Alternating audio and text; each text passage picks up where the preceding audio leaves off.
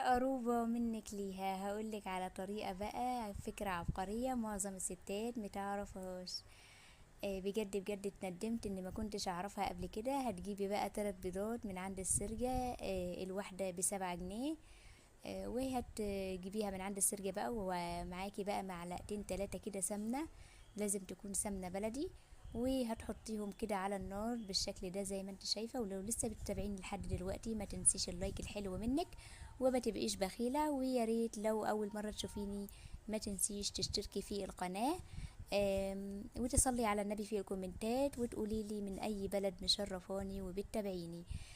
كده عملت البيض المقلي. دي اول فكرة، دي فكرة عبقرية معظم الستات ما تعرفهاش. بجد بجد يا جماعة اتندمت اني ما كنتش اعرفها قبل كده. فكرة عبقرية، البيض المقلي بالسمنة البلدي زي ما انتوا شايفين كده. اشوفكم على خير في فيديو جديد.